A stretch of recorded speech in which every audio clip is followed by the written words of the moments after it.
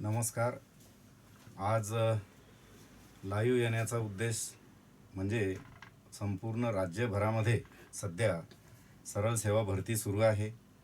इतरही परीक्षा अनेक विद्यार्थी देत आहे. MPSC असेल, सरळ सेवा भरतीचे विविध खात्यातील पदं आहेत आणि कोणी बँकिंग क्षेत्रामध्ये परीक्षा देत आहेत. तर या सर्व स्पर्धा परीक्षार्थींसाठी आणि विशेषतः आपणा सर्वांना ज्ञात आहे की जे सध्या ॲकॅडमिक ला जे आहेत विद्यार्थी, त्यांनाही भविष्यामध्ये नोकरी मिळविण्यासाठी स्पर्धा परीक्षेच्या माध्यमातून जावं लागतं. कॉम्पिटेटिव्ह एक्झाम्स द्याव्या लागतात आणि या कॉम्पिटेटिव्ह एक्झाम्समधील जो प्रमुख अडथळा आहे इंग्रजी, कारण मेरिट येण्यासाठी इंग्रजीतील गुण खूप निर्णायक ठरतात आणि त्या अनुषंगानं बऱ्याचशा विद्यार्थ्यांना, बहुतांश विद्यार्थी मनात असलेल्या इंग्रजीच्या भीतीमुळे किंवा प्रॉपर माहिती नसल्याच्या कारणावरून अनेक विद्यार्थी त्या परीक्षांकडे जास्त वळतात ज्यामध्ये इंग्रजीचा समावेश नाही. तर अशा सर्व विद्यार्थ्यांसाठी, तसेच जे स्पर्धा परीक्षा ज्यामध्ये इंग्रजी आहे याचीही तयारी करत आहेत, तर या सर्व विद्यार्थ्यांसाठी नेमकं स्पर्धा परीक्षेचं इंग्रजी काय आहे हा उद्देश घेऊन या ठिकाणी ते समजून सांगण्यासाठी मी तुमच्यासमोर उभा आहे. मित्रांनो, कॉम्पिटेटिव्ह इंग्लिश, स्पर्धा परीक्षा इंग्रजी यामध्ये बऱ्याचदा असं होतं की एखादा म्हणतो बँकिंगचं इंग्लिश, एखादा म्हणतो MPSCचं इंग्लिश, कोणी म्हणतं सरळ सेवेचं इंग्लिश किंवा सेंट्रल गव्हर्नमेंटच्या ज्या परीक्षा होतात त्या परीक्षातील इंग्रजी, असं अलग अलग इंग्रजी आहे का? तर तसं काहीही नाही. इंग्रजी एकच आहे आणि तो संपूर्ण सिलेबस काय आहे त्याची ओळख एक थोड्या ढोबळ मानाने आपल्याला आज या ठिकाणी करून द्यायची आहे की संपूर्ण या स्पर्धा परीक्षा इंग्रजीमध्ये कोणते कोणते पार्ट्स आहेत त्या संदर्भातील माहिती या ठिकाणी आपल्याला घ्यायची आहे. सर्वप्रथम ही एक बाब नेहमीसाठी कटाक्षानं पाळा की टाईम खूप महत्त्वाचा असतो, वेळ खूप महत्त्वाची असते आणि म्हणून वेळेला महत्त्व देणं हे नेहमीसाठी ध्यानात ठेवा. आणि त्या अनुषंगाने आपण आज आता स्पर्धा परीक्षा इंग्रजी हे नेमकं काय आहे, त्यामध्ये कोणकोणत्या भागांवर प्रश्न असतात, ते पार्ट्स कोणते आहेत, आणि बऱ्याचदा आपण पॅटर्न वगैरे हा शब्द वापरतो, तर तसं काहीही नाही. मूळ कन्सेप्ट्स क्लिअर असल्या आणि त्यावर कशाही पद्धतीनं प्रश्न फिरवून विचारला तरी तुम्हाला त्याची उत्तरं देता येतात. म्हणजे आपलं मूळ जो ध्यान पाहिजे ते की प्रत्येक कन्सेप्ट क्लिअर करणे. इंग्रजी स्पर्धा परीक्षा इंग्रजी शिकणं याचा अर्थ आहे की इंग्रजीमधील ज्या काही कन्सेप्ट्स आहे त्या क्लिअर करून घेणे आणि मग त्यावर कसेही प्रश्न आले, मग प्रश्न MPSCच्या परीक्षेतील असो किंवा बँकिंगच्या असो का इतर कुठल्या सरळ सेवा भरती, जसं आता तलाठी, वनरक्षक वगैरे या परीक्षा सुरू आहे, तर या ठिकाणी ज्या भागांवर प्रश्न आहेत किंवा कोणतीही परीक्षा असेल तर ज्या भागांशिवाय काही प्रश्न असणार नाही अशा सगळ्या भागांची माहिती सध्या आपण या ठिकाणी सुरुवातीला फक्त इंट्रोड्यूस करणार आहे ते पार्ट्स, ज्यामध्ये सर्वात पहिलं आहे नाऊन. तर या ठिकाणी हे जे नाऊन आहे पहा, तर नाऊन या युनिटमध्ये नेमकं तुम्हाला काय शिकायचं आहे.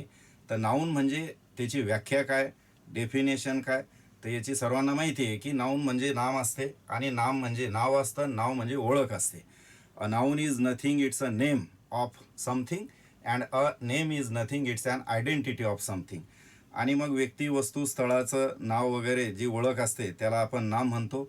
या घटकाअंतर्गत आपल्याला जे पॉईंट शिकणं आहे त्यामध्ये सर्वात महत्त्वाचा पहिला पॉईंट आहे पहा या ठिकाणी, जो सेंटेन्स पॅटर्न्स असं म्हटलेलं आहे. आता सेंटेन्स पॅटर्न्स हे नेमकं काय आहे, तर sentence pattern is a structure into which vocabulary is fitted within specific sequins. म्हणजे अशी रचना की ज्यामध्ये शब्दांची मांडणी विशिष्ट क्रमानं केलेली असते, त्या रचनेला म्हणतात सेंटेन्स स्ट्रक्चर. आणि इंग्रजीमध्ये एकूण 5 सेंटेन्स पॅटर्न्स फॉलो केले जातात, ज्यामध्ये S+V आहे, S+V आहे, S+V+O आहे, S+V+C आहे, S+V+IO+DO आहे, S+V+O+OC आहे. आता these are 5 5 kinds of sentence patterns which are followed in English. जरी 5 हे प्रकार असले तरी our daily communication can not be bound within just these 5 kinds of sentence patterns. या घटकामध्ये हा अतिशय महत्त्वाचा घटक आहे पहा, कारण इंग्रजी भाषाच आहे आणि म्हणून वाक्यरचना, तर वाक्यामध्ये शब्द कोणत्या क्रमानं येतात त्या क्रमाच्या आधारे जे सेंटेन्स पॅटर्न्स आहेत हे 5 या ठिकाणी शिकणं आहे. त्यानंतर सेंटेन्स पॅटर्न नंतर येईल तुमचं नाऊन द फंक्शन्स. आता पहा, हे फंक्शन्स समजण्यासाठी या ठिकाणी नामांचे कार्य आहे, त्यानंतर नामाची विभक्ती किंवा केसेस आहेत नामाची विभक्ती. तर हे 2 घटक शिकण्यासाठी जे बेसिक स्ट्रक्चर आहे ते सेंटेन्स पॅटर्न्स आहे. सेंटेन्स पॅटर्नमध्ये तुम्हाला सब्जेक्ट कशाला म्हणता, वर्ब काय असते, ऑब्जेक्ट काय, डायरेक्ट ऑब्जेक्ट काय, इनडायरेक्ट ऑब्जेक्ट काय, कॉम्प्लिमेंटची बऱ्याचदा ओळख नसते आपल्याला की कॉम्प्लिमेंट काय आहे. तर आपण ते राहेल भागाले कॉम्प्लिमेंट सी म्हणा असं वगैरे समजत असतो. But complement is the component of the sentence without which the sentence can't express complete sense. Complement हा पूरक घटक असतो. ते सेंटेन्स पॅटर्न या घटकामध्ये तुम्हाला शिकवलं जाईल. नंतर नामाचे जे फंक्शन्स आहेत हे 4 प्रकारचे फंक्शन्स असतील या घटकामध्ये. नामाचे कार्य, subject of the verb, object of the verb, complement of the verb किंवा ऑब्जेक्ट ऑफ द प्रिपोजिशन याप्रमाणे. त्यानंतर नाऊन द केस, नामाचे विभक्ती. तर नामाच्या विभक्ती जे आहे, विभक्ती म्हणजे विभाग. या ठिकाणी तुम्हाला आता फंक्शनवर कसा प्रश्न असेल की एखादं वाक्य दिलं जाईल, त्या नामाखाली अंडरलाईन असेल आणि प्रश्न विचारला जाईल की what is the function of the underline noun in the sentence, अशा पद्धतीनं प्रश्न असेल. मात्र केसवर प्रश्न विचारताना इन व्हिच केस, माहिती त्याच स्वरूपात असेल, वाक्य दिलेलं राहील, त्या ठिकाणी अंडरलाईन केलेली असेल नामाखाली, आणि in which case the underline noun is given, असा स्वरूपाचा प्रश्न असेल. नामाच्याही 5 केसेस आहेत, नामाच्या 5 विभक्ती आहेत. नाम कोणत्या विभागात आलं, सब्जेक्टमध्ये आलं असेल तर सब्जेक्टिव्ह केस, ऑब्जेक्ट म्हणून असेल ऑब्जेक्टिव्ह केस, नावाले उद्देशून बोललं गेलेलं असेल तर व्होकेटिव्ह केस, किंवा एखादं नावाचं मालकीच्या स्वरूपात पजेसिव्ह फॉर्ममध्ये जर नाम असेल तर त्या ठिकाणी पजेसिव्ह केस आणि डेटिव्ह केस, अशा प्रकारच्या म्हणजे चतुर्थी विभक्ती या 5 विभक्ती या ठिकाणी येणार आहे. त्यानंतर पुढे आहे पहा द काइंड्स ऑफ नाउन्स. एक minute. Noun the adjective clauses. या ठिकाणी क्लॉजचं स्पेलिंग CLAU पाहिजे होतं या ठिकाणी, CLAUSES. Noun the adjective clause. तर आता वास्तविक क्लॉज हा स्वतंत्र युनिट पुढं घटक येणार आहे, परंतु नाम आणि ॲडजेक्टिव्ह क्लॉजचा संबंध आहे. कारण नामाचं वर्णन करणाऱ्या एका शब्दाला आम्ही ॲडजेक्टिव्ह म्हणतो. तर नामाचं वर्णन करणाऱ्या जर क्लॉज असेल तर त्या क्लॉजला ॲडजेक्टिव्ह म्हणतात, आणि नामाचा संबंध येत असल्यामुळं या ठिकाणी आपल्याला ॲडजेक्टिव्ह क्लॉज बी शिकावं लागणार आहे. तसा तो स्वतंत्र क्लॉज युनिटमध्ये शिकवलं जाईल. द काइंड्स ऑफ नाउन्स आहे म्हणजे नामाचे प्रकार. आता नामाचे प्रकार सर्वांना माहिती आहेत तरीसुद्धा there are 5 kinds of nouns. यामध्ये सर्वात पहिला आहे द प्रॉपर नाऊन. या ठिकाणी विशेष नाम. विशेष नाम कशाला म्हणता आणि त्याचा स्पर्धा परीक्षेमध्ये कसा संबंध येतो, तर द प्रॉपर नाऊन म्हणजे विशेष नाम म्हणजे विशिष्ट ओळख, स्पेसिफिक आयडेंटिटी. आता विशिष्ट ओळख याला म्हणता विशेष नाम. आणि विशेष नामाच्या संदर्भामध्ये याची व्याख्या, त्याची उदाहरणं. आता जसं आता सामान्य नाम, एखादं समजा आता नदी, रिव्हर आहे, तर एखाद्या नदीचं नाव जे आहे ते विशेष नाम होईल. मॅन म्हणजे माणूस हे सामान्य नाम आहे, पण जर आपण म्हटलं की गणपत म्हटलं व्यक्तीचं नाव एखाद्या, तर गणपत हे प्रॉपर नाऊन होईल. अशा प्रकारे विशिष्ट ओळख, स्पेसिफिक आयडेंटिटी जी असते त्याला विशेष नाम म्हटलं जातं. आणि या संदर्भात जे कॉम्पिटेटिव्हच्या अनुषंगानं मुद्दे असतील की आर्टिकलच्या संदर्भात असेल किंवा इतर संदर्भामध्ये ते त्या ठिकाणी शिकवले जातील. नंतर आहे द कॉमन नाऊन आलं पहा. या ठिकाणी सामान्य नाम. तर सामान्य नाम, common noun is the common identity of a thing.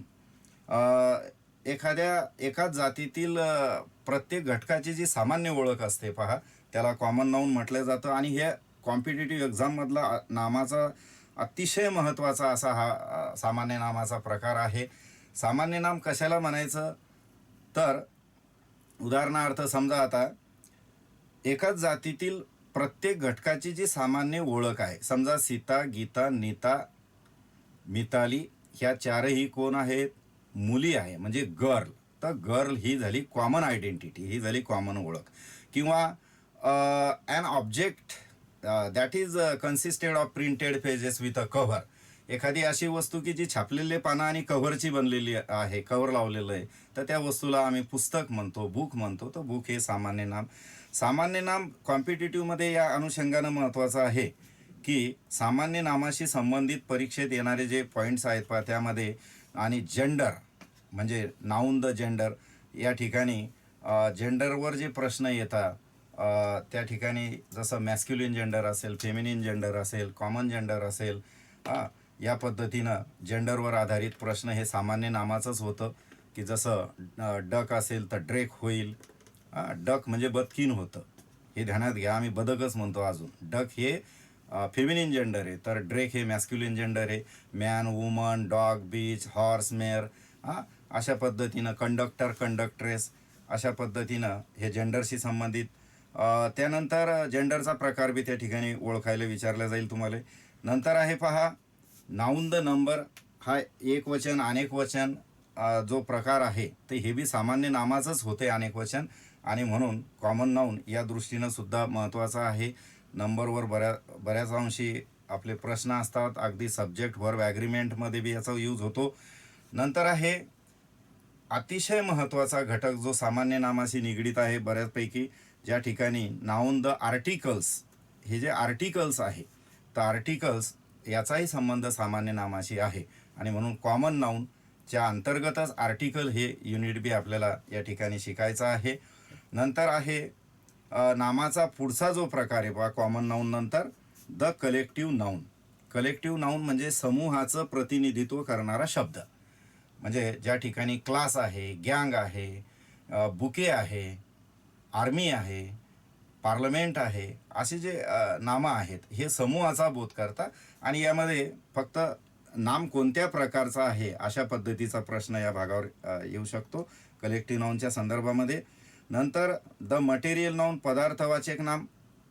पदार्थवाचक नाम कशाला म्हणायचं तर पदार्थवाचक नाम म्हणजे अशा वस्तूचं नाव की जी वस्तू लिटर, किलो आणि मीटरमध्ये तिचं मापन केलं जातं, परंतु ती प्रत्यक्षात 1, 2, 3 अशी मोजता येत नाही, काउंटेबल नसते. अशा वस्तूचं जे नाव आहे तिला म्हणायचं मटेरियल नाऊन. उदाहरणार्थ सोप आहे, साबण, वाटर आहे. वाटर आपण लिटरमध्ये, मिल्क आहे, पेट्रोल आहे, डिझेल आहे, हे लिटरमध्ये मोजतो, पण एक पाणी, 2 पाणी असं काही मोजत नाही. तर अशा वस्तूचं नाव. पण एक या ठिकाणी मुद्दा महत्त्वाचा ध्यानात ठेवा की आंबे आम्ही किलोत मोजून आणतो, पण आंबे घरी आणल्यानंतर आपण ते मोजता येतं आपल्याला, काउंटेबल आहे की 10 आंबे का 5 आंबे अशा पद्धतीनं. तर मँगो काही मटेरियल नाऊन होणार नाही. मँगो हे तुमचं कॉमन नाऊन होईल, कारण त्याचं अनेक वचन होतं, ते काउंटेबल आहे. म्हणजेच मटेरियल नाऊनमध्ये ही काळजी घ्यायची आहे की किलो, लिटर, मीटरमध्ये मापन केलं जातं, बट 1, 2, 3 काउंटेबल ते नसतं. हे या ठिकाणी महत्त्वाचा मुद्दा आहे. आता बऱ्याचदा या संदर्भामध्ये सोपसारखा नाम आहे की साबण. तर साबण आपल्याला वाटतं की 4 साबणं 5 साबणं तर आम्ही मोजतो, पण ते साबणाचे तुकडे असतात. प्रत्यक्ष साबण असेल, टी असेल, हे जे आहे हे 1, 2, 3 मध्ये काउंट करता येत नाही. आणि मटेरियल नाऊनच्या संदर्भामध्ये आणखी कॉम्पिटेटिव्हच्या अँगलनं 1-2 पॉईंट आहेत की मटेरियल नाऊन हे नेहमीच एकवचनी असते. आर्टिकलच्या अनुषंगानं ते पॉईंट येतील. नंतर आहे द ॲब्स्ट्रॅक्ट नाऊन आहे पहा. ॲब्स्ट्रॅक्ट नाऊन म्हणजे भाववाचक नाम. तर एखादी कृती असेल, एखादी स्थिती असेल किंवा एखादा गुण असेल, याचं मनानं वर्णन ज्या शब्दातून आपण करतो त्या शब्दाला म्हणायचं भाववाचक नाम, ॲब्स्ट्रॅक्ट नाऊन. ज्यामध्ये स्लीप, झोप, ॲडव्हाइस यासारखे शब्द आहे. काइंडनेस, दयाळूपणा, विजडम असेल, किंवा गिव्हपासून गिफ्ट तयार होतं, नो या क्रियापदापासून नॉलेजसारखं भावाचक नाम तयार होतं. तर हे नामाचा प्रकार ओळखायला विचारल्या जाईल. तर अशा पद्धतीनं नाऊन हे युनिट राहील. त्यानंतर दुसरं जे युनिट आहे पहा या ठिकाणी प्रोनाऊन आहे. आपल्याला जेवढं पॉसिबल होईल सांगणं तेवढं आपण सांगण्याचा प्रयत्न करणार आहे सिलेबसच्या संदर्भामध्ये. प्रोनाऊन म्हणजे सर्वनाम, अर्थात नाम युनिट हे इतकं महत्त्वाचं आहे की नाम शिकवल्याशिवाय तुम्हाला पुढे जाताच येत नाही, नामाच्या शिवाय आर्टिकल समजत नाही वगैरे वगैरे. आणि नामाच्या बदली a pronoun is a word which is used instead of a noun. नामाच्या बदली जो शब्द वापरला जातो त्याला म्हणतात सर्वनाम.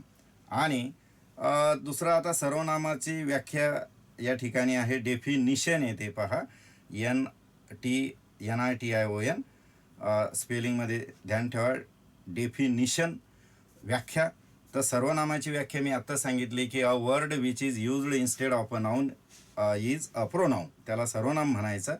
आता इम्पॉर्टन्स किंवा नीड, त्याची गरज काय आहे, म्हणजे याचं महत्त्व काय आहे, किंवा नेमकं गरज काय बा, का सर्वनामाचा वापर केला पाहिजे. तर मित्रांनो, सर्वनामाचा वापर का करावा यावर परीक्षेशी काही मुद्दा नाही, पण आपली कन्सेप्ट क्लिअर असली पाहिजे की why is it necessary to make use of pronoun in a sentence. तर विचार करा की जर मी असं जर म्हटलं, राम हुशार आहे, राम सकाळी उठतो, राम अभ्यास करतो, राम मंदिरात जातो, राम गाणे म्हणतो, राम संध्याकाळी घरी येतो, राम भाजीपाला विकतो, आज रामनं भाजीपाला विकलाच नाही, असं राम राम राम राम जर मी म्हणत गेलो तर ते थोडंसं ऐकायला रटाळवाणं वाटतं. तेच तेच नाव जर आपण पुन्हा पुन्हा म्हणत गेलो तर ते बोरिंग वाटतं, रटाळवाणं वाटतं. आणि म्हणून हे रटाळपणा टाळण्यासाठी, in order to avoid the boredomness, हे रटाळपणा टाळण्यासाठी, it does not seem to be sonorous to be heard, कानाला ऐकायला ते गोड वाटत नाही, हे टाळण्यासाठी नामाच्या बदली आपण शब्द वापरत असतो. आणि त्याची गरज म्हणजे त्याचं इंटेन्शन समजून घ्या की नामाच्या बदली तेच तेच नाव जर आपण म्हणत गेलो तर आपल्याला ते बोर होतं, आणि हे होऊ नये यासाठी नामाच्या बदली शब्द वापरण्याची गरज असते.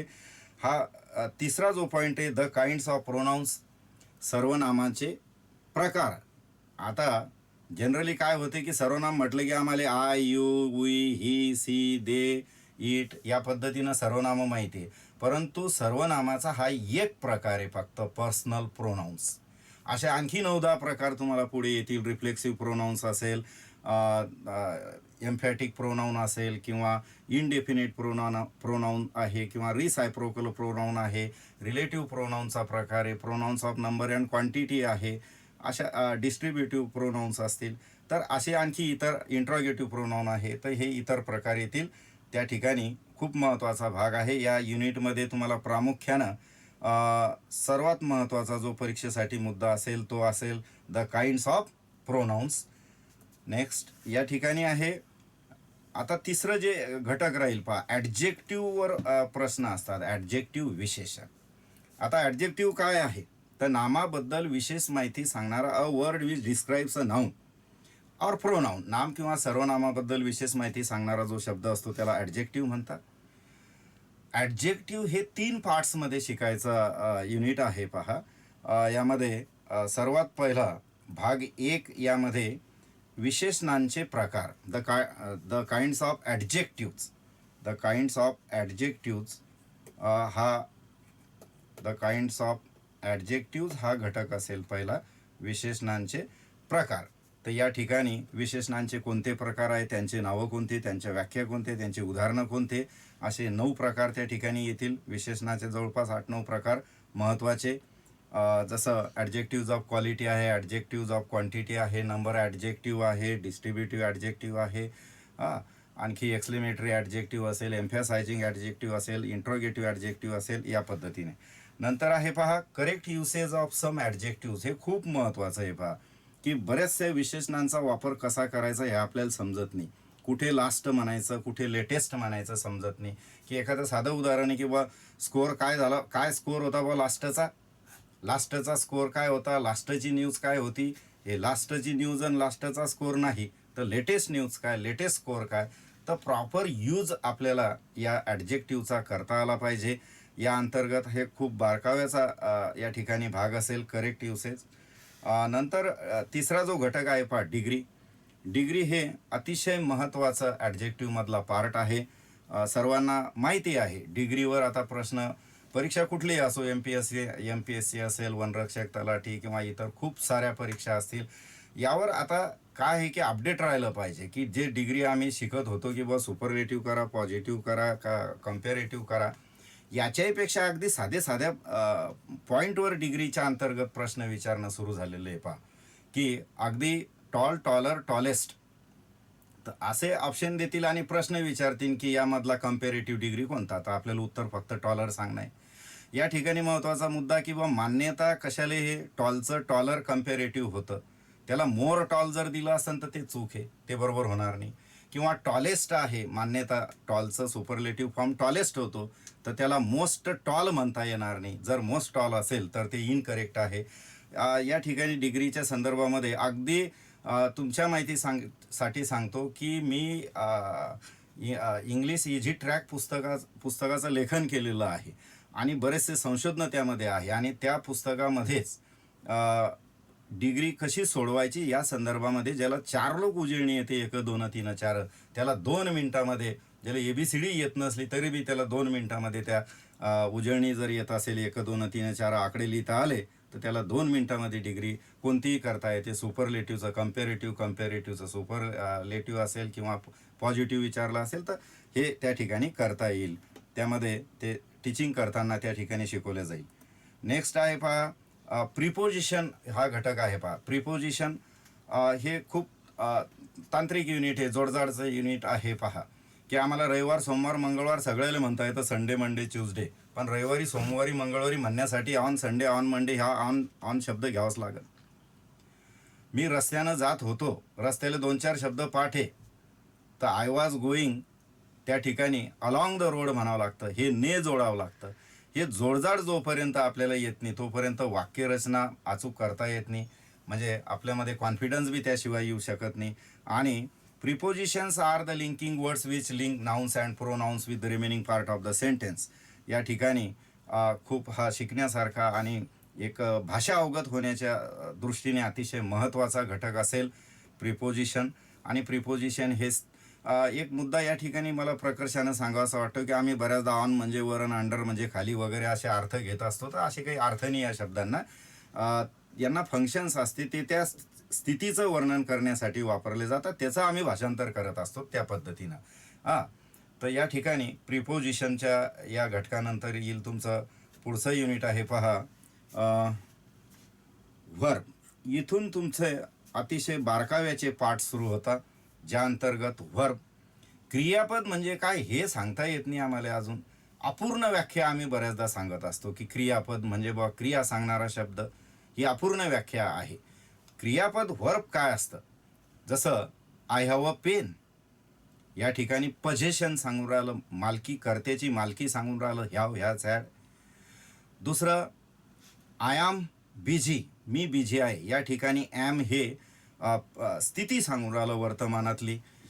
तर आय एम टीचिंग, या ठिकाणी शिकण्याची जी क्रिया आहे ॲक्शन, टीच, इथं ते ॲक्शन व्यक्त करून राहिलं, कर्त्याची क्रिया सांगून राहिलं. अशा पद्धतीनं जर कोण क्रियापद कशाला विचारलं आपल्याला किंवा क्रियापद कशाला म्हणतात, तर कर्त्याची मालकी, कर्त्याची स्थिती किंवा कर्त्याची क्रिया दर्शविणारा शब्द त्याला म्हणायचं क्रियापद. या ठिकाणी ही झाली त्याची डेफिनिशन. नंतर आहे पहा ऑक्झिलरी व्हर्बचे प्रकार आहे पहा. या ठिकाणी ऑक्झिलरीज म्हणजे सहायकारी क्रियापद. लक्षात असू द्या, इंग्रजीमध्ये एकूण 24 सहायकारी क्रियापदं आहेत. There are 24 auxiliary verbs in English. 24 सहायकारी क्रियापदं आहेत आणि 24 मध्ये बी 2 गट पडलेले असतील, की त्या ठिकाणी 14 शब्दांचा एक अलग गट आहे, त्याला प्रायमरी ऑक्झिलरी म्हणतात. दुसरा 10चा मॉडल ऑक्झिलरी आहे, ते पुढं सांगतोच मी तुम्हाला. यानंतर वर्ब पेअर, क्रियापदांच्या जोड्या, ह्याही खूप महत्त्वाच्या आहे. यावर आधारित तुम्हाला जसं आता ट्रान्झिटिव्ह व्हर्ब, इनट्रान्झिटिव्ह व्हर्बची जोडी आहे, की सकर्मक क्रियापद, अकर्मक क्रियापद, ही एक जोडी आहे. ॲक्शन व्हर्ब, बिंग व्हर्ब, ही एक जोडी आहे. महत्त्वाचं म्हणजे जे सर्वात आवश्यक आहे, डायनामिक व्हर्ब आणि स्टेटिव्ह व्हर्ब, ही जोडी खूप महत्त्वाची आहे. सोबतच फिनाईट आणि नॉन फिनाईट व्हर्ब फॉर्म्स, ही सुद्धा महत्त्वाची जोडी आहे. हे या ठिकाणी तुम्हाला शिकावं लागणार आहे व्हर्ब पेअर्समध्ये. यानंतर आहे या ठिकाणी हे यूज द मूड, म्हणजे यावर प्रश्न असा असतो पहा, हे थोडंसं व्हर्ब द मूड असं या ठिकाणी व्हर्ब द मूड्स हा घटक येतो पहा, की यावर प्रश्न असा असतो पहा, क्रियापदांची मूड. वाक्य दिलं जातं आणि प्रश्न what is the mood of the sentence किंवा what is the mood of the verb अशा पद्धतीनं प्रश्न विचारला जातो. क्रियापदाचा मूड सांगा. तर मूड एखाद्या वाक्यातील क्रियापदाचा मूड कोणता आहे हे आपल्या मूडवर अवलंबून नाही, किंवा मला असं वाटतं की हा मूडचा प्रकार आहे. हे मूडचे प्रकार या ठिकाणी ठरलेले आहेत, ज्यामध्ये एक आहे इंडिकेटिव्ह मूडचा प्रकार आहे, दुसरा आहे इम्पेरेटिव्ह मूड आणि तिसरा प्रकार आहे सब्जेक्टिव्ह मूड. असे 3 प्रकारचे मूड या ठिकाणी आहेत आणि आपल्याला ते ओळखायला विचारतात परीक्षेमध्ये. आता हे ओळखण्यासाठी काही नियम आहेत. त्या नियम आपल्याला शिकल्यानंतर आपल्याला सांगता येईल की व इंडिकेटिव्ह मूडमध्ये आहे का, इम्पेरेटिव्ह मूडमधलं वाक्य आहे का, सब्जेक्टिव्ह मूडमधलं वाक्य आहे.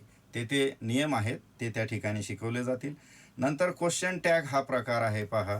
क्वेश्चन टॅग अर्थात हे या व्हर्बमध्ये का आलं हे या ठिकाणी महत्त्वाचा विषय असा आहे, कारण क्वेश्चन टॅगचा जो फॉर्म्युला आहे, सूत्र आहे, तर वाक्यानंतर आपण घेत असतो पहा सहाय्यकारी क्रियापद. नंतर आवश्यकतेनुसार कॉन्ट्रॅक्टेड फॉर्ममध्ये NT घेणे किंवा न घेणे. म्हणजेच वाक्य जर पॉझिटिव्ह असेल तर आपण इकडं निगेटिव्ह टॅग करत असतो, त्यावेळी NT घ्यावं लागेल. आणि वाक्य निगेटिव्ह असेल तर इकडे NT घ्यायचं काम नाही. पण सहाय्यकारी आणि यानंतर जे घेतो आपण प्रोनॉमिनल सब्जेक्ट घेत असतो पहा. प्रोनॉमिनल सब्जेक्ट म्हणजे सर्वनामाच्या रूपातील कर्ता आणि त्यानंतर असते तुमचं प्रश्नचिन्ह. आता क्वेश्चन टॅगबद्दल बहुधा बरीचशी आपली संकल्पना ही क्लिअर नसते.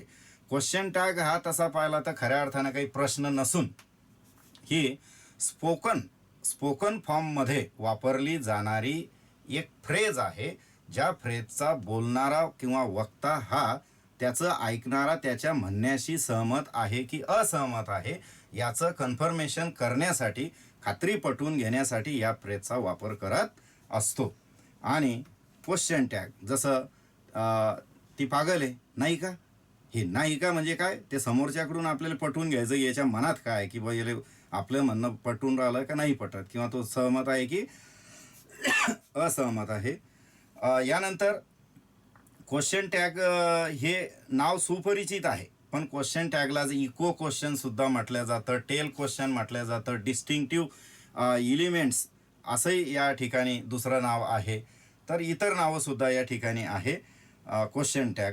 आता हे या व्हर्बमध्येच येतं, कारण सहाय्यकारी क्रियापद आपल्याला क्वेश्चन टॅगच्या फॉर्म्युल्यामध्ये सहाय्यकारी क्रियापद घ्यावं लागतं पहा. आणि हे सहाय्यकारी क्रियापदाचेच प्रकार आहे.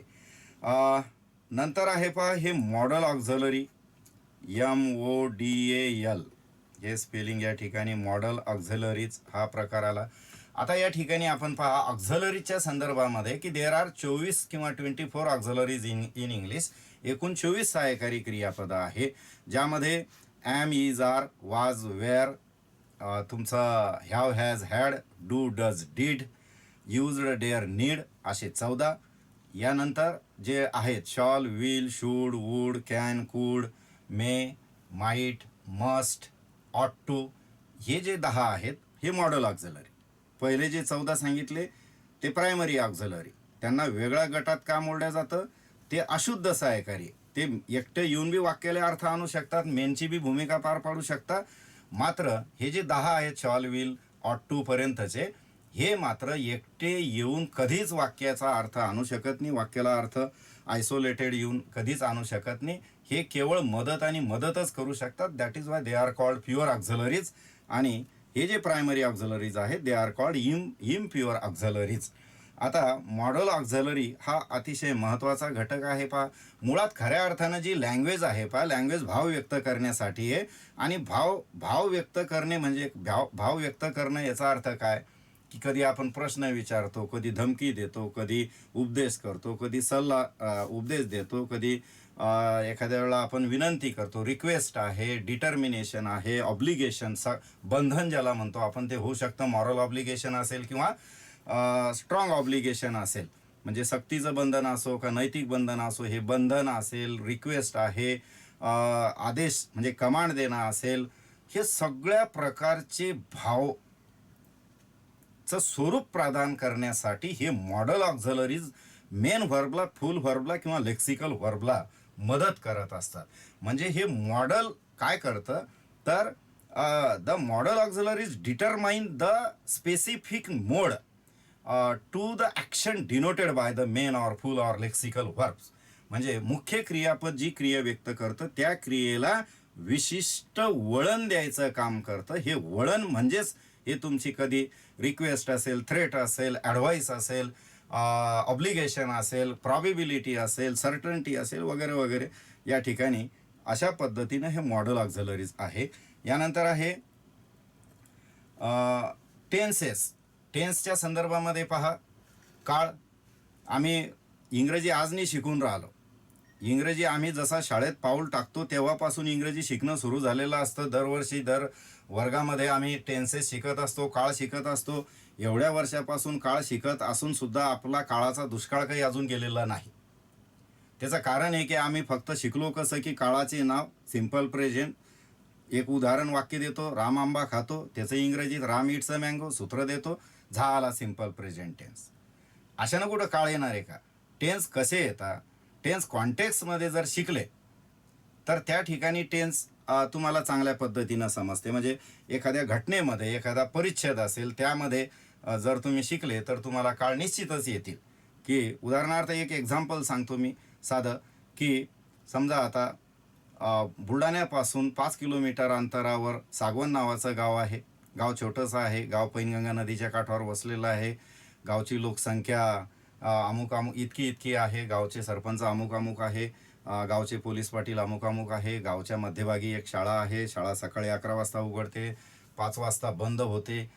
सर्व शिक्षक वेळ पाळणारे आहेत. शिक्षक वर्गात येताच विद्यार्थी उभे राहतात. विद्यार्थ्यांना शिक्षक खाली बसायला सांगतात. विद्यार्थी खाली बसतात. पान 50 उघडायला सांगतात. विद्यार्थी पान 50 उघडतात. शिक्षक त्या परिच्छेदाचं वाचन करतात. विद्यार्थी शिक्षकाच्या मागे वाचन करतात. काही विद्यार्थी वाचनात चुका करतात. शिक्षक त्या दुरुस्त करतात. नंतर माहिती समजावून सांगतात. विद्यार्थी मन लावून ऐकतात. नंतर माहितीवर आधारित प्रश्न विचारतात. विद्यार्थी उत्तरं देतात. काही विद्यार्थी चुका करतात. शिक्षक त्या दुरुस्त करतात. एवढ्यात शाळेची घंटा वाजते. अशा रीतीने तासिका संपते. हा संपूर्ण परिच्छेद फक्त सिम्पल प्रेझेंट टेन्समध्ये आहे. की there is a village 5 kilometres away, there is a village name Sagwan from Buldhana. The village is very small. It is situated on the bank of the Painganga river. Amuk Amuk is the sarpanch of the village. Amuk Amuk is the police patil of the village. The village is surrounded by hills. There is a school at the heart of the village. The school opens at 11 a.m. and closes at 5 p.m. 5 वाजता बंद होते. Then the teacher enters the class and the students stand up. The teacher asks them to take their seat. The students sit down. Then the teacher asks them to open their books at page 50. The students open their books at page 50. Then the teacher reads the passage. The students follow the teacher. However, some of the students commit errors in reading properly. The teacher correct the mistakes committed by the student, reform the mistakes committed by the students. Then the teacher explains the information. The students listen to the teacher keenly. Then the teacher asks some questions based on the information. The students respond to those questions raised by the teacher. However, some of the students here also commit errors in responding properly to those questions raised by the teacher. Suddenly the bell rings. In this way the period is over. हा फक्त simple present tense होता. मित्रांनो, टेन्सेसवर आता तुम्ही जर म्हणसान की आमचे टेन्सेसचे सूत्र वगैरे आधीच पाठ आहे ना, आता आम्हाला काही गरज नाही. कॉम्पिटेटिव्हमध्ये टेन्सवर प्रश्न विचारण्याची खासियत ही आहे, बहुतांश वेळा तुम्हाला ते काळाचं नावच सांगत नाही की या वाक्यामध्ये कोणता काळ आहे हे सांगा, किंवा अमक्या एखाद्या काळाच्या प्रकारातलं या ठिकाणी सूत्र सांगा, एखादा क्रियापदाचा फॉर्म भरा. तर काळाचं नाव न घेताच प्रश्न विचारला जातो की क्रियापदांचे ऑप्शन्स असतील फॉर्म्सचे, आणि रिकामी जागा सोडलेली असेल आणि तुम्हीच ओळखा ते वाक्य वाचून की या वाक्यामध्ये कोणत्या काळाचा प्रकार बसतो त्या काळाच्या प्रकारातील फॉर्म त्या ठिकाणी भरा. म्हणजे एखाद्या काळात कोणता काळ त्या वाक्यात बसतो हे शिकण्यासाठी ट्रिक्स आहेत. त्या ट्रिक्स या ठिकाणी शिकणं खूप महत्त्वाचं आहे. आणि त्या ट्रिक्स आल्यानंतर मग तुम्हाला समजेल की त्या ऑप्शनमधून नेमकं त्या वाक्यामध्ये कोणता काळाचा प्रकार बसणार आहे आणि त्या प्रकारातील योग्य व्हर्ब फॉर्म त्या ठिकाणी कोणता आहे हे महत्त्वाचं आहे. आणि टेन्सेसच्या नंतर पुढचा जो घटक असेल पहा, ॲडव्हर्ब आहे, क्रियाविशेषण. क्रियाविशेषणाची जी व्याख्या आहे पहा, हे समजून घ्या. क्रियाविशेषण कशाला म्हणायचं, कोणता असा शब्द आहे की ज्याला क्रियाविशेषण म्हणायचं. तर क्रियाविशेषण क्रियापदाबद्दल किंवा विशेषणाबद्दल किंवा एखाद्या दुसऱ्या क्रियाविशेषणाबद्दल विशेष माहिती स्वरूप प्रदान करत असतो. त्याला ॲडव्हर्ब असं म्हटलं जातं. नंतर मग याचे एखादी क्रिया का झाली, कुठे झाली, कसे झाली, त्याच्या आधारे त्याचे प्रकार पडलेले आहेत, ते शिकणं महत्त्वाचं आहे. नंतर कोणत्या ॲडव्हर्बची पोझिशन वाक्यात कुठे नेमके जागा त्याची पाहिजे हे सुद्धा महत्त्वाचा पार्ट यामधला युनिटमधला असेल. नंतर आहे पुढील युनिट, हे पहा, सेंटेन्स, वाक्य. सर्वात महत्त्वाचं आहे की इंग्रजी म्हणजे ही भाषा आहे जी कोणताही व्यक्ती शिकू शकतो. आणि शिकण्यासाठी एखादी भाषा शिकणं याचा अर्थ काय, what does it mean learning language? Learning a language is the acquisition of the 4 fundamental skills: listening, speaking, reading and writing meaningfully. अर्थपूर्ण पद्धतीने हे 4 कौशल्य आत्मसात करणं. आणि एखादी भाषा शिकणं अर्थात त्या भाषेतील भाव व्यक्त करण्यासाठी त्या भाषेतील जे वाक्य आहे ते शिकणं.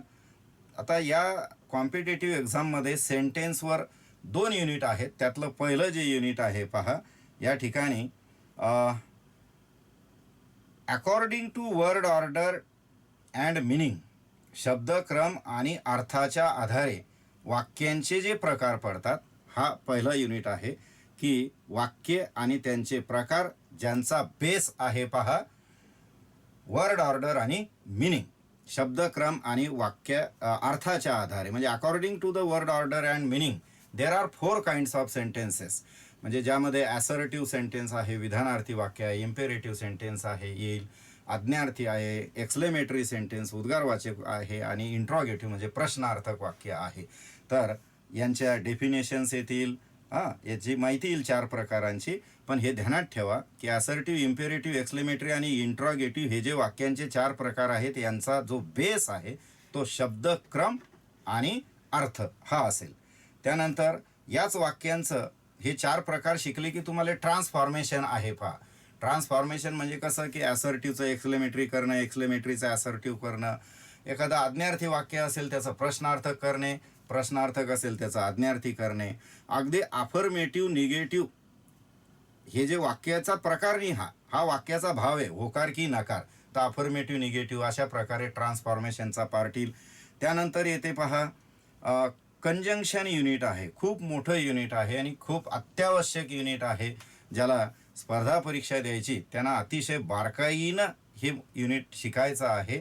कंजंक्शनच्या मध्ये, कंजंक्शन म्हणजे काय, 2 शब्द असतील, वाक्य असतील, फ्रेजेस असेल, यांना जोडणारा क्लॉजेस असतील, यांना जोडणारा शब्द, त्याला कंजंक्शन म्हटलं जातं. कंजंक्शनचे 2 मोठे विभाग आहे पहा. यामध्ये कोऑर्डिनेटिंग कंजंक्शन आहे, सबऑर्डिनेटिंग कंजंक्शन आहे. कोऑर्डिनेटिंगचे पुन्हा 4 उपप्रकार पडतात त्या ठिकाणी. कम्युलेटिव्ह, कॉप्युलेटिव्ह कंजंक्शन असेल, यानंतर तुमचं इलेटिव्ह कंजंक्शन आहे. आणखी तुमचा कंजंक्शनचा प्रकार दुसरे येतील. पुन्हा सबऑर्डिनेटिंग कंजंक्शनमध्ये त्याचे काही प्रकार राहणार नाही. परंतु जोपर्यंत आपल्याला कोऑर्डिनेटिंग कंजंक्शन आणि सबऑर्डिनेटिंग कंजंक्शन समजणार नाही तोपर्यंत आपल्याला इंग्रजीच येणार नाही, हे ध्यानात घ्या. कारण जे आम्ही ॲज सून ॲज असेल, व्हेन असेल, नॉट ओनली बट ऑल्सो असेल, इफ आहे, अनलेस आहे, हे सगळे हे कंजंक्शनचेच प्रकार आहेत. कोऑर्डिनेटिंगमध्ये जे 4 प्रकार आहेत त्यात येणारे शब्द असेल and, but, or, either, or, neither, nor, किंवा फॉर आहे, सो आहे, अशा पद्धतीनं हे कंजंक्शन आहेत जे शिकल्याशिवाय खऱ्या अर्थानं आपल्याला इंग्रजी येणार नाही. इथं काळजी घेणं आहे. खूप मोठं युनिट आहे ते. आणि नंतर sentence the kinds. Sentence the kinds हा पुन्हा दुसरा युनिट आलं या ठिकाणी. या ठिकाणी बेस मात्र या युनिटचा म्हणजे वाक्याचे प्रकार याचा बेस असेल क्लॉज स्ट्रक्चर. म्हणजे क्लॉजच्या आधारे वाक्यांचे जे प्रकार पडतात ते या ठिकाणी शिकणं आहे. त्यांचं ट्रान्सफॉर्मेशन आपल्याला शिकणं आहे की simple sentence, compound sentence, complex sentence किंवा कंपाऊंड कॉम्प्लेक्स सेंटेन्स. तुम्हाला परीक्षेमध्ये वाक्याचा प्रकार identify the kind of the sentence असा परीक्षेमध्ये प्रश्न येत असतो. तर त्या ठिकाणी कोणतं सिम्पल आहे, कोणतं कॉम्प्लेक्स आहे, याच्या ज्या कंडिशन्स आहेत त्या इथं शिकणं आहे. आणि त्यानंतर लगेच याचं ट्रान्सफॉर्मेशनसुद्धा तुम्हाला परीक्षेमध्ये विचारलं जाऊ शकतं की सिम्पलचं कॉम्प्लेक्स करणे, कॉम्प्लेक्सचं सिम्पल करणे, का कंपाऊंडचं सिम्पल करणे, सिम्पलचं कंपाऊंड करणे. अशा पद्धतीनं हे ट्रान्सफॉर्मेशन होईल. नंतर आहे क्लॉजेस. क्लॉजेस हा घटक. क्लॉज काय आहे? तर क्लॉज म्हणजे वाक्यच असते. यामध्ये एक कर्ता एक क्रियापद असणारा जो शब्दसमूह आहे, एक कर्ता एक क्रियापद, त्याला क्लॉज म्हटलं जातं. आणि सब्जेक्ट आणि व्हर्ब. तर सब्जेक्ट काय असतं? तर about whom or which we speak is the subject of the sentence and what we speak about the subject is the predicate. तर एक सब्जेक्ट आणि एक प्रेडिकेट मिळून क्लॉज बनत असतो. या क्लॉजचे दोन प्रकार आहेत. एक आहे मेन क्लॉज, एक आहे मेन क्लॉज आहे. हे या ठिकाणी लिहिलेलं आहे मेन क्लॉज आहे. तर मेन क्लॉज कशाला म्हणायचं आणि सबऑर्डिनेट म्हणजे उपवाक्य कशाला? मुख्य वाक्य म्हणजे मेन क्लॉज. आणि हे झालं मेन क्लॉज म्हणजे झालं तुमचं मुख्य वाक्य. हे झालं मुख्य वाक्य आणि हे झालं उपवाक्य. या ठिकाणी हे झालं उपवाक्य. तर सबऑर्डिनेट क्लॉज आणि मेन क्लॉज काय आहे की आता उदाहरण पहा. समजा आता इथे this is a girl who is mad. Who is mad हे वाक्य आहे. तर धिस इज अ गर्ल ही एक मुलगी आहे आणि हू इज मॅड जी मॅड आहे. याच्या जर दोन पाट्या बनवल्या, एका गटाकडे आपण एक पाटी दिली की ही पाटी घेऊन तू म्हणत जा गल्लीनं की ही एक मुलगी आहे, ही एक मुलगी आहे, ही एक मुलगी आहे. लोक म्हणतील असं काय घे नाही, त्याचा अर्थ घराच्या आतच लोकांना कळून राहिला. पण एक गट असा म्हणत जाईल की जी मॅड आहे, जी मॅड आहे, जी मॅड आहे. तर आतले लोक बाहेर येतील गलीवर की कोण मॅड आहे, कोण मॅड आहे, कोण मॅड आहे, हाच मॅड आहे, हा ना येले. तर अशा प्रकारे या हु इज मॅडचा पूर्ण अर्थ समजत नाही समोर. तर हे झालं तुमचा सबऑर्डिनेट क्लॉज. आणि धिस इज अ गर्ल हा झाला तुमचा मेन क्लॉज. मेन क्लॉज म्हणजे अर्थाच्या बाबतीमध्ये so far as the concern of the sense, complete sense, main clause is independent clause. हा स्वतंत्र क्लॉज असतो. It does not depend upon the subordinate clause in order to get complete sense. पूर्ण sense प्राप्त होण्यासाठी हा त्या दुसऱ्या क्लॉजवर अवलंबून नसतो. याच्या उलट सबऑर्डिनेट क्लॉज मात्र हा मेन क्लॉजवर अर्थ येण्यासाठी अवलंबून असतो. म्हणजे सबऑर्डिनेट क्लॉजला त्याचा स्वतःचा अर्थ पूर्ण नसतो, तो डिपेंडंट क्लॉज आहे. आणि मेन क्लॉजचे काही प्रकार नाही, पण सबऑर्डिनेट क्लॉजचे तुम्हाला परीक्षेमध्ये यावर प्रश्न असतो.